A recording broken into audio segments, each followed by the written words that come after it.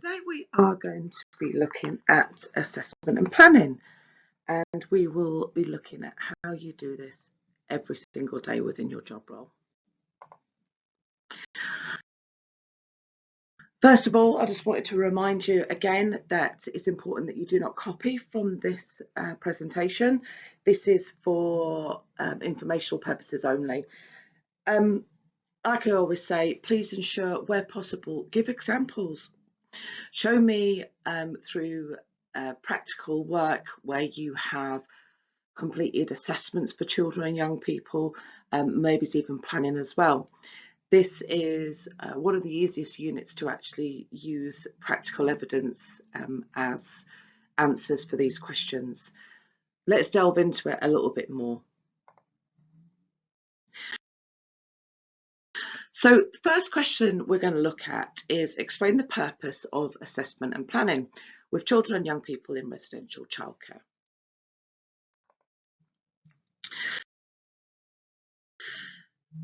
Planning and assessment is a vital part of your job, and you do it all the time. Every single day you are undertaking assessments with the children and young people. It's imperative that you do this. It's one of the most important things that you have to do, predominantly because you actually have to comply with the regulations and the standards. So Ofsted is the people that are making sure that the children and young people are being looked after correctly. So when they do checks on the home, this is one of the biggest things they're going to be looking for. They're going to be wanting to see how you're planning and assessing for these children and young people. Assessments is a way of exploring the unique needs and strengths and circumstances for each of these individual children and young people. It supports you to be able to complete individualised care plans.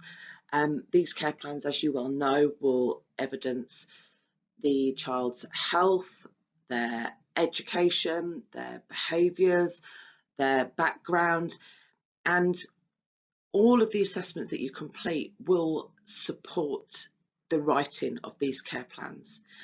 Alongside risk assessments as well, risk assessments are a massive and they're an incredibly important tool that you use every single day to keep these children safe. Over the next few slides, we're going to have a look at the importance and the purpose for planning and assessing with children and young people. So first of all, let's have a look at these in different sections. Assessing and planning is that the purpose of it is to be able to understand the individual's needs.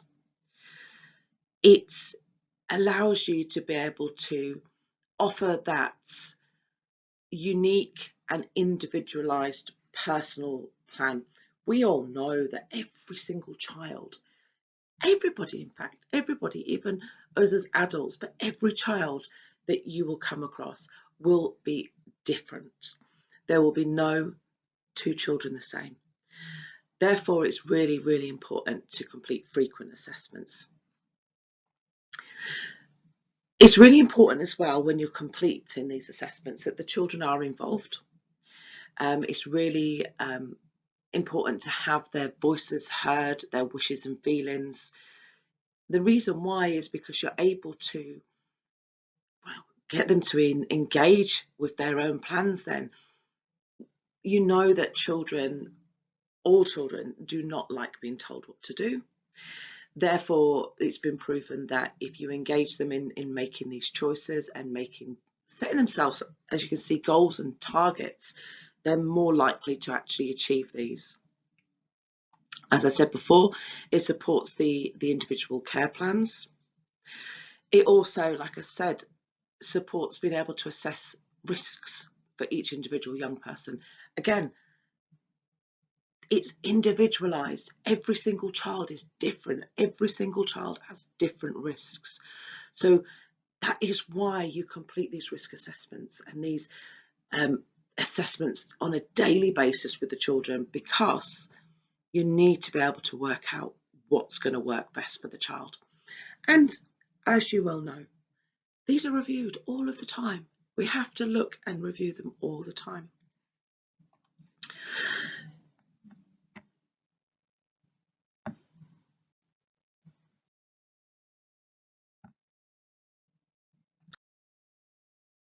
So let's analyse the importance of having professional judgment.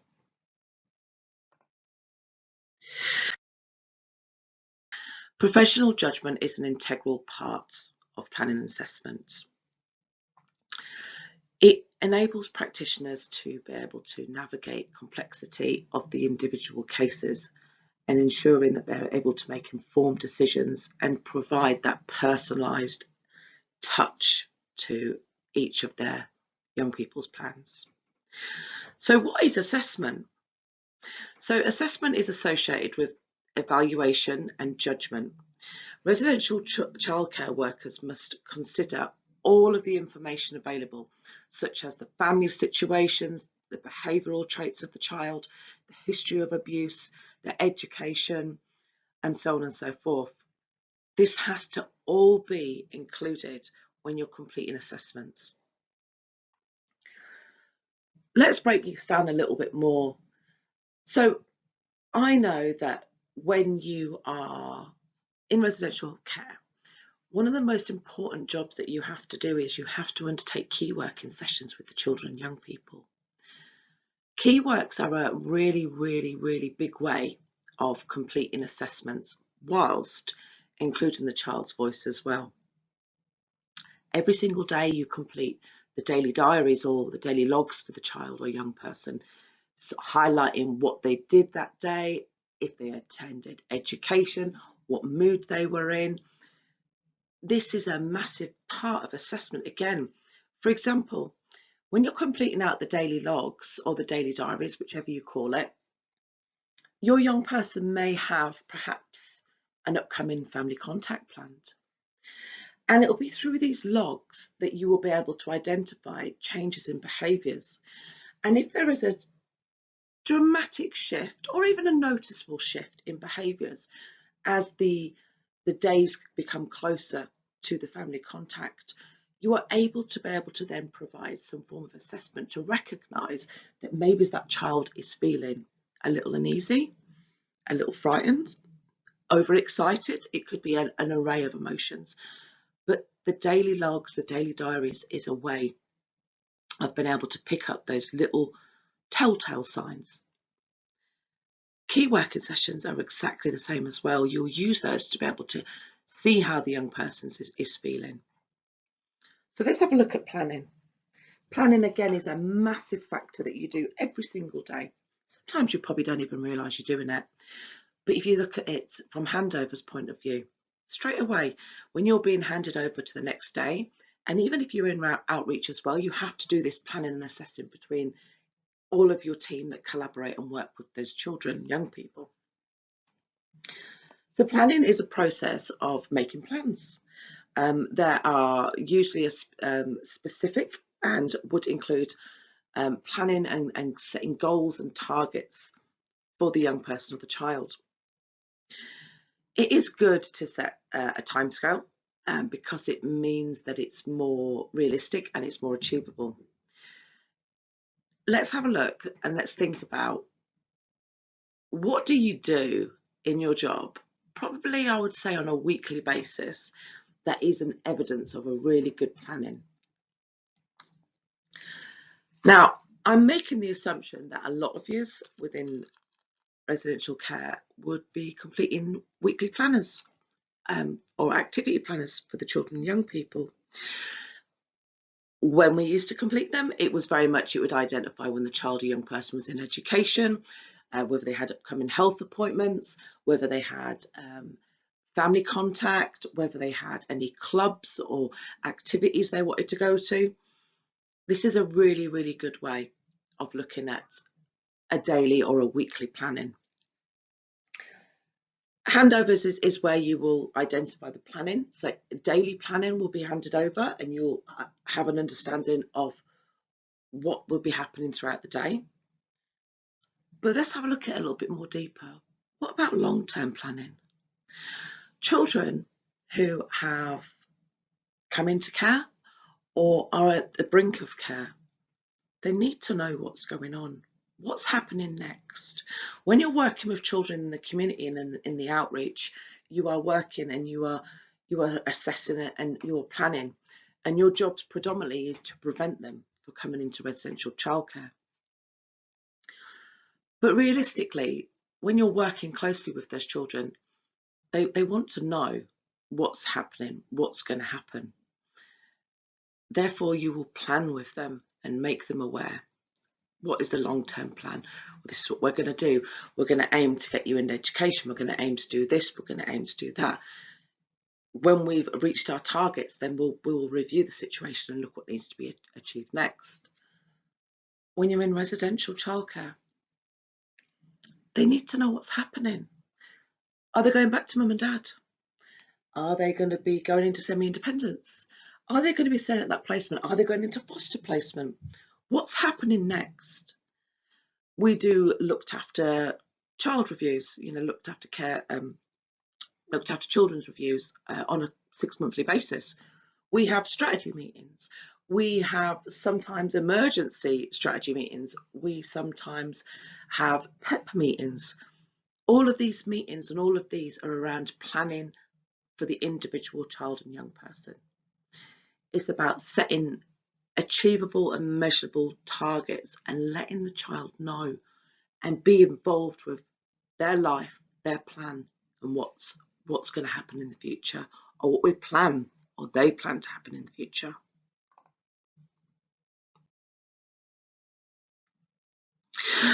So what is the importance of using a child-centred model of assessment? And I mentioned it earlier, didn't I? I said about the importance of including the child's voice in all the planning and assessment we're doing, because evidently speaking, like I said, if a child is at the centre of their life choices, it's proven they're more likely to engage. It also offers a holistic understanding. A child-centred model ensures a comprehensive assessment, considering the physical, emotional, educational and social aspects for children understanding their own sort of needs and their own strengths. It respects the individuality of the child. It empowers them, like I just said, it will empower them to be able to do it. We also got to look at being adaptable and flexible. Children change, people change, dreams change, situations change. We could sit there and have a plan in place that, we're going to return you back to mum and dad. And mum and dad's got to do some parenting classes. They've got to get the house in order. They may have to go into rehab, whatever it is. But the plan could be they're going back. But something happens. They don't go to rehab. They don't do the parenting classes. Things don't always go to plan. So it's about reminding the children that we are going to be adaptable and flexible in obviously a child-friendly manner. It also takes into consideration ethical, so ensuring that we are prioritising the child's best interests, what they want and what they need, but also supporting them to promote their own well-being and their rights, to educating them of what these are and how to be able to fulfil them. Positive relationships, most important thing. It helps you to be able to build that positive relationship up. It's really important to build trust as well. So trust is a massive thing, and probably one of the most hardest things that you can strive to achieve with a child or young person. And lastly on here, this section says about tailored interventions. Well, of course, these assessments are used to be able to manage the children's behaviours, to manage situations of where things may be difficult. And we need to continuously use this child-centred model of assessment to be able to ensure that these interventions are being monitored, used and reviewed where possible.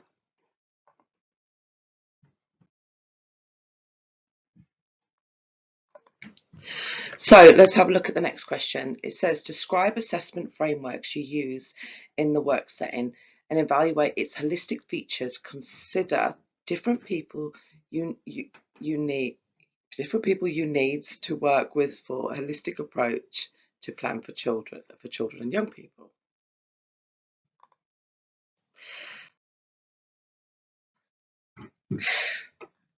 So a child welfare assessment framework aims for a holistic understanding, encompasses physical, emotional, social and educational aspects of a child's life. So think about it. What is one of the frameworks? I have mentioned it earlier, but what is one of the frameworks that we generically use across of all children in care? A looked after child review. A looked after child review is implemented every 6 months, that a child will be part of a meeting with multi-agencies who will be looking at the social worker, the IRO, and advocacy, the school, the parents, the staff in the home, the key worker, the child. If there's any involvement with police, there can be an array of professionals in this meeting. This framework is in place to ensure that the child is actually developing and progressing. This is the point of where we identify what has been happening in the last 6 months of the child. What has gone well? What has not gone well? What are we looking to improve? This is a really, really important part. And as you probably well know, quite often, not from my experiences, the young people are not really fussed with it at all. Sometimes there's very little engagement. Therefore, we have to still ensure that we have this young person's voice. So how are we going to do that? Well, this is where the key workers will come into effect. This is where the advocates will come into effect. And this is where the IROs will come into effect. As you well know, before these looked after child reviews take place, quite often or not, well, actually always, the IRO should be having a meeting with the child, because the IRO is the independent reviewing officer, and this is in place for the child to ensure the child's wishes and feelings are being heard and met. So there's one big framework we use on a half-yearly basis. What other frameworks do we use? Well, obviously we've got the PEP meeting. That's another big one we use. And that is obviously educationally based. We will identify, again, same principle, what's working well and what's not working well. How can we support this child's needs? Do they need any more support? Is this education placement working? And it's about reviewing where they are and making a plan moving forward. A yearly one is normally the health review. So this is a framework that's in place for a child where they will go to a LAC health nurse once every year. And that LAC health nurse will do an overall health check. They will cover all the normal health precautions such as teeth, the well-being, any illnesses they've had, vaccinations. They talk about things like mental health. They will touch on sexual health, and they will even cover things like drug and substance abuse as well. This is very, very important for a child to have, and normally if a child comes into your care, one of your most important goals when they've come from the home is to get this in place as soon as possible. You do continuous assessments all the time, and you have frameworks that you follow. I know that some of you have signs of safety that you follow. Some homes have different assessments, and they will do, I don't know, key working sessions. They will do, oh gosh, there's so many I can't even think. But one of them that you use as well is The care plans as well. So the care plans, again, are very much a framework that you use. May differ between companies, but they are pretty much covering the whole aspect of the child. We'll be looking at all elements such as health, well-being, behaviour, history, education, if there's any drug use, if there's any self-harm, is there sexual health problems. We look at it as an absolute whole. And this is reviewed very, very frequently, even if it's every week or even sometimes depends on the situation. It could even be daily. So we'll be looking at that. And that is a really, really holistic assessment. It's looking at the young person as a whole and trying to cover every aspect of them.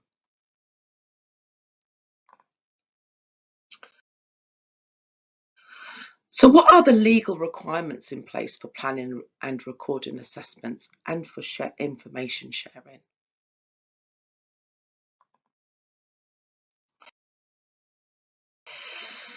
So the overall legal requirements, the importance of the ethical law practices in place, assessments and information sharing to ensure the safety, the well-being, the rights of the child and family involvement in the child welfare processes.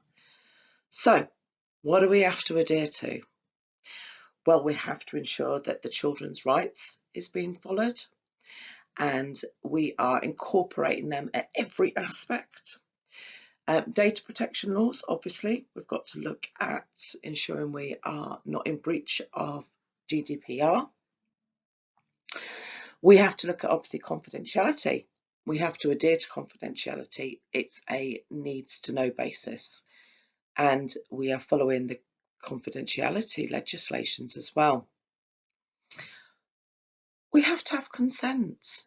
So we need to be mindful of gathering consent from the child, the young person, parents, depending again on the care orders. We've also got the courts as well, courts and the legal proceedings. So, for example, if there is a young person that's residing with you or you are even looking after on outreach, and there's a court order in place that they're not allowed to have contact with a specific person, we have to adhere to that because that is part of their assessment, their paperwork, their requirements, and these have been put in place for a reason. So we've got to look at information and sharing as well. Again, we have to be really mindful of who we're sharing information with and why we're sharing it. Miscommunication of information can cause a detrimental impact and can be a breach of data protection and confidentiality.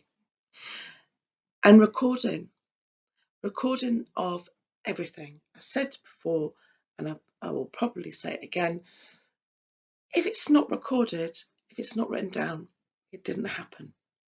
We need to make sure we're recording everything, absolutely everything. And as you've probably heard me said again, recording information needs to be clear, legible, and concise. There's no point in writing it with spelling mistakes and really scribbly handwriting. It needs to be legible.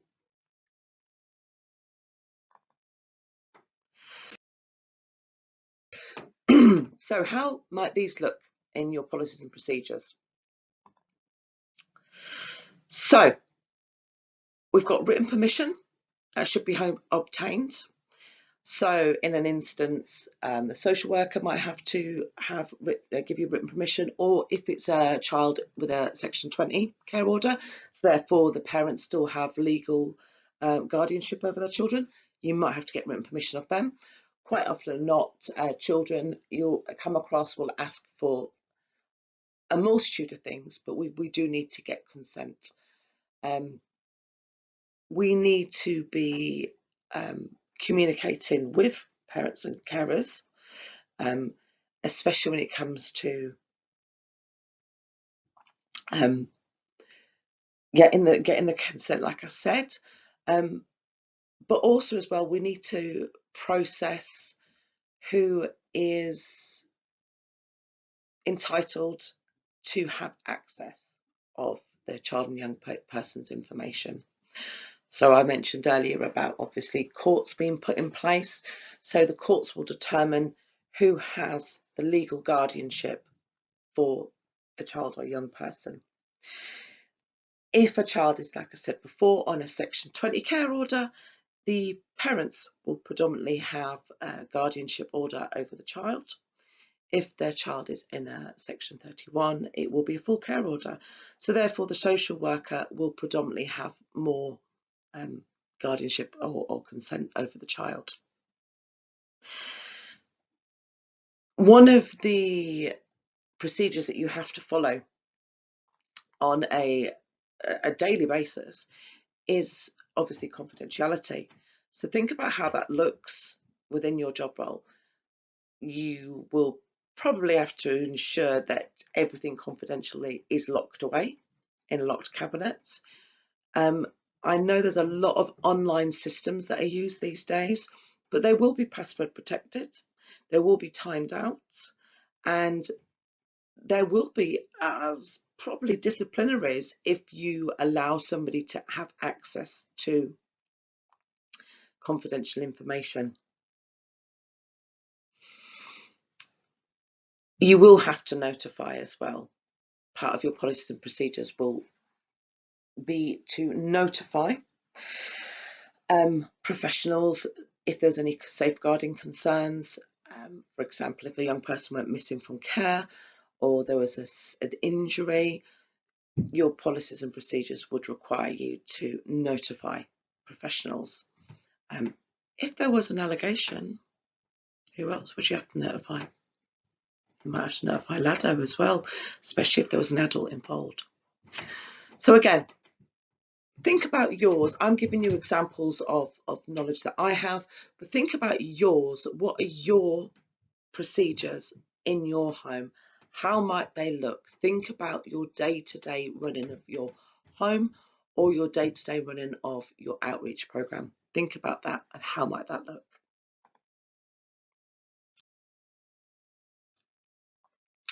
So the next question says, describe the planning and assessment cycle and how you identified the needs of the child and the young people, or children and young people. So as you can see, you've got, quite simply, I've put it in a diagram here because I think it's a little bit easier to understand.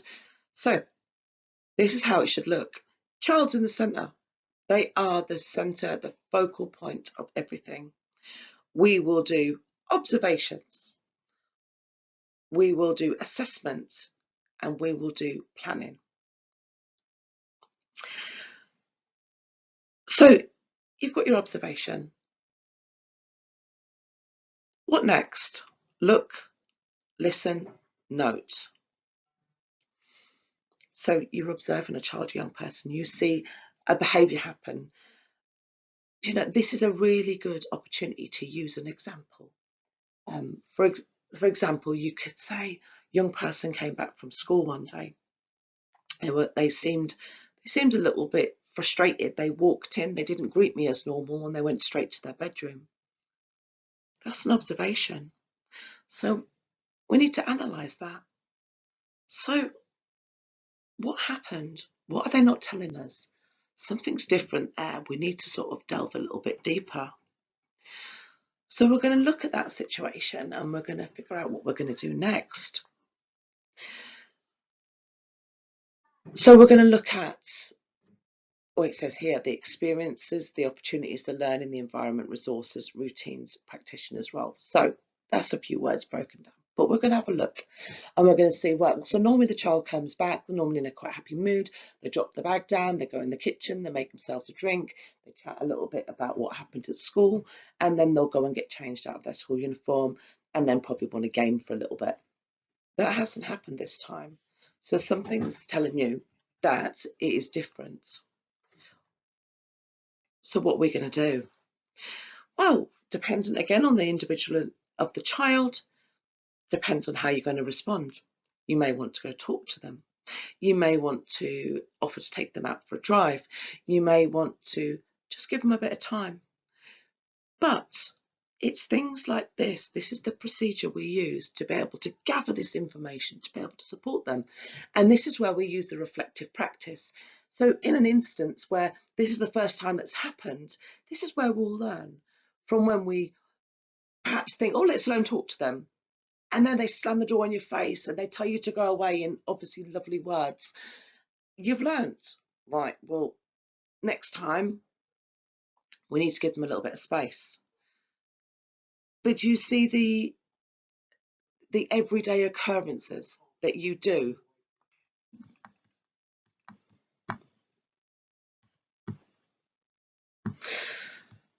So what is the importance of working with others when assessing and planning for the needs of the children and young people? So collaboration in assessments and planning will diverse professionals ensure a holistic understanding of the child's needs. This shapes tailored support plans, optimising resources, allocations and avoiding duplications. Informed decision making benefits from diverse perspectives, promoting consistency in service delivered.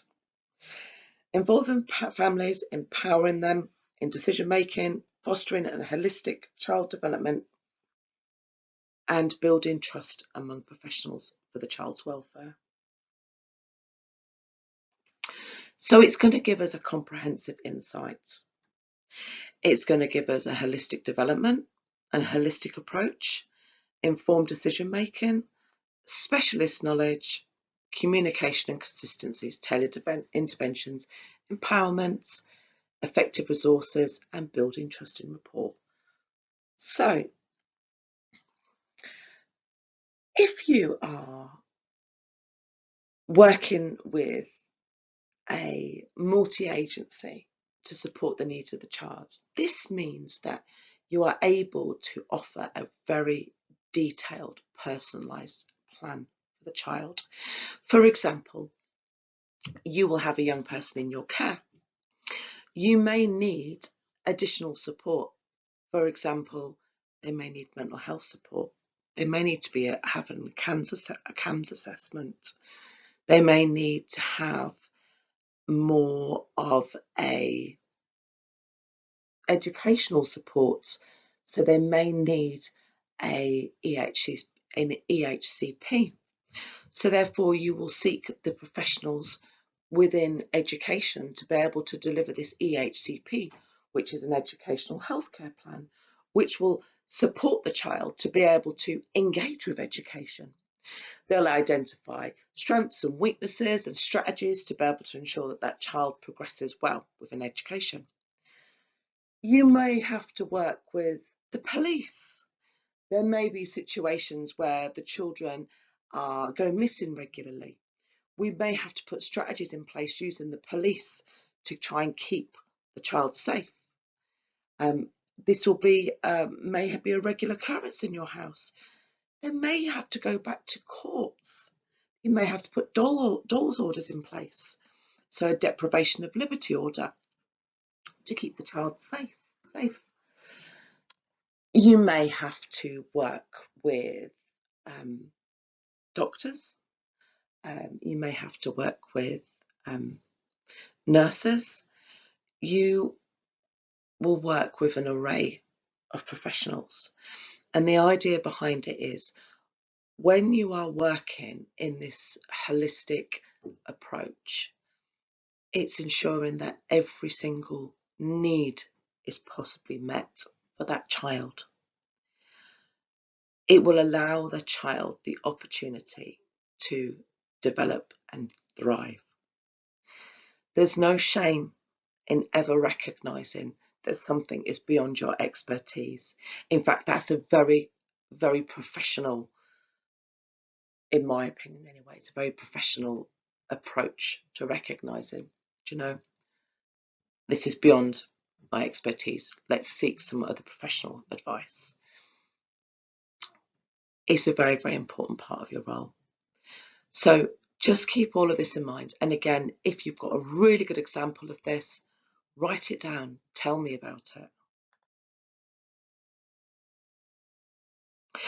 So describe how you engage with others and the child and the young person to ensure that the child is centre when assessing and planning for the children and young people.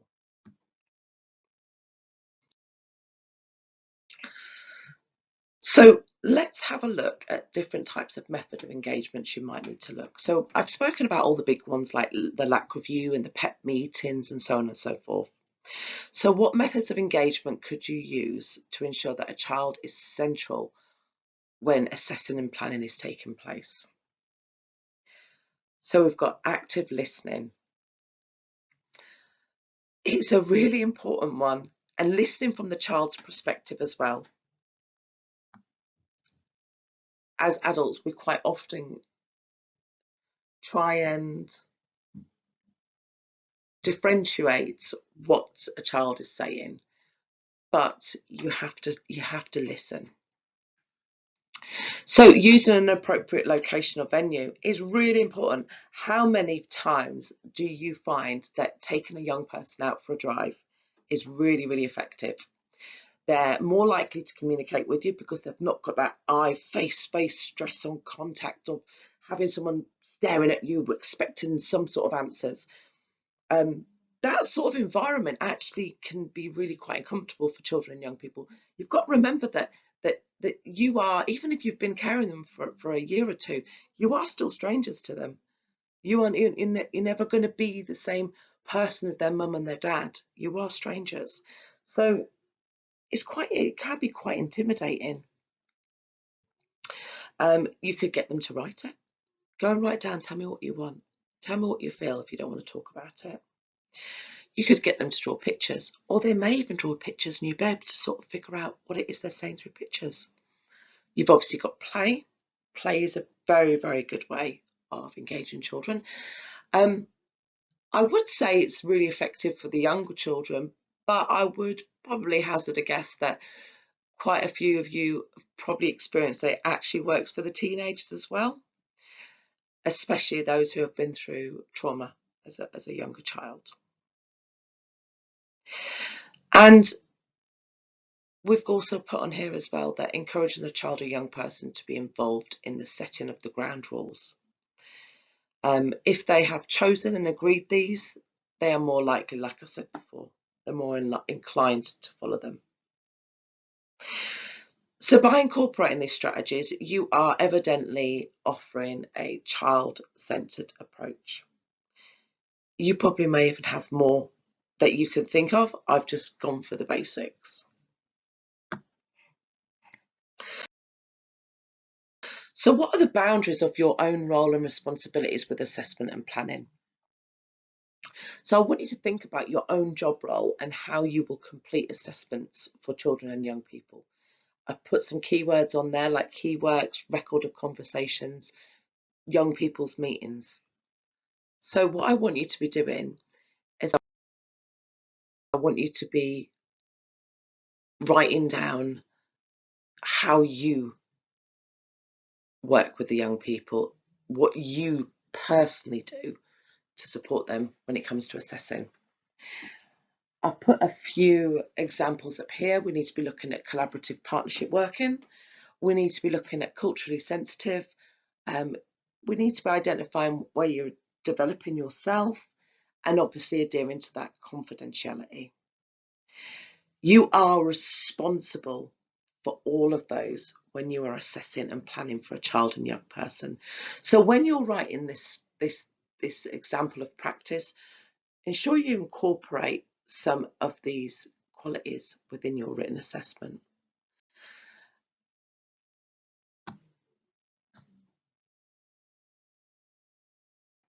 Here's a few more as well.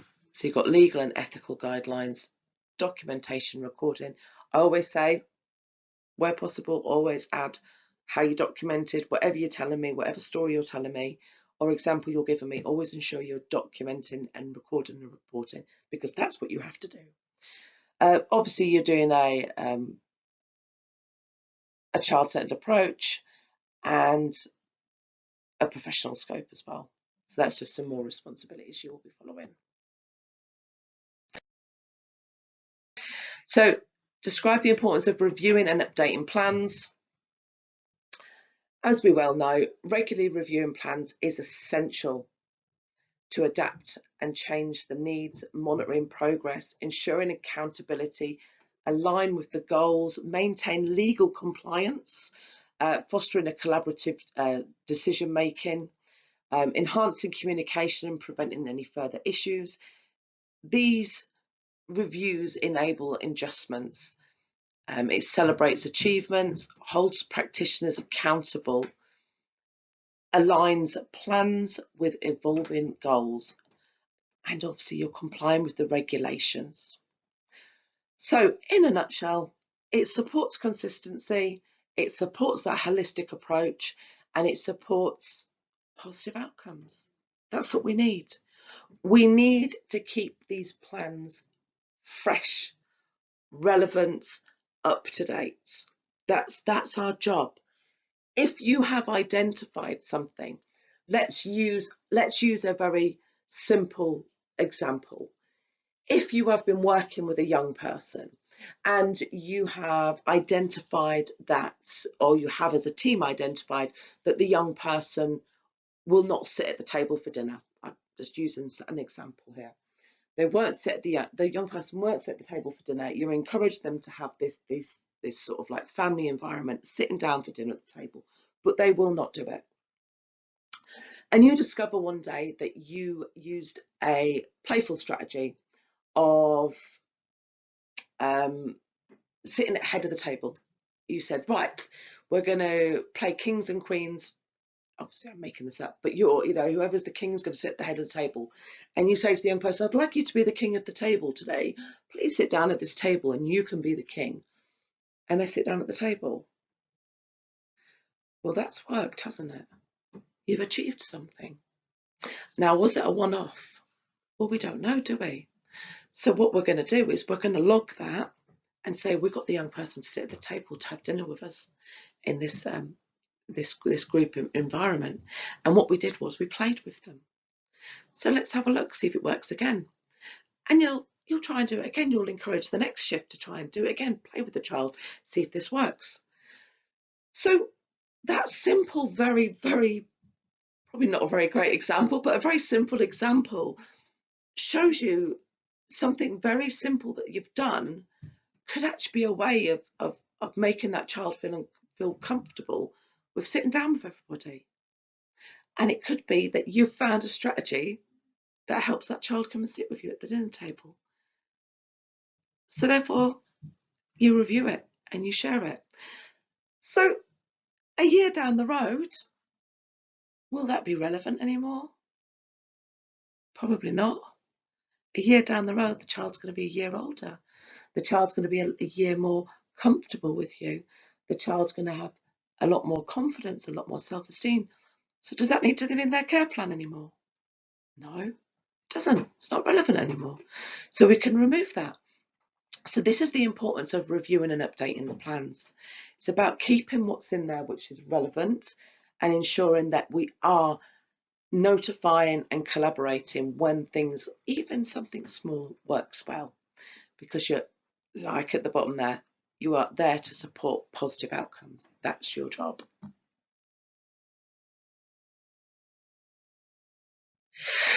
So describe your own role and responsibilities. Your own role and the responsibilities of others for external assessment. So I've put some of the examples in there.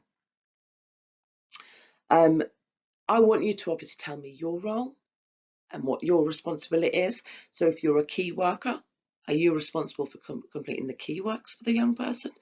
Are you responsible for supporting the risk assessments being written? Are you responsible for taking them to the health appointments? Are you responsible for collaborating in their, with their EHCP, or are you in their LAC reviews with them? What is your responsibility? And then look what the others' responsibilities are. Look at the responsibilities of the social worker, look at the responsibilities of the psychologist or the IRO or the teachers or the virtual school. Virtual school is a big factor that you might be using as well. But I want you to look at all of those people. When you've got a child who is obviously on the brink of care, so they're on outreach, or if you've got a child who's under the Section 20 care order, which is parents' guardianship, they have a responsibility of assessment as well. You have to work with those families as well to be able to gather relevant information to be able to complete these assessments. So make sure you write down what's relevant to your role and to your professionals that you work with. So that's the end of the session. This is all complete. So like I said again, please ensure that you do not copy. Give as many examples as possible. But thank you for attending.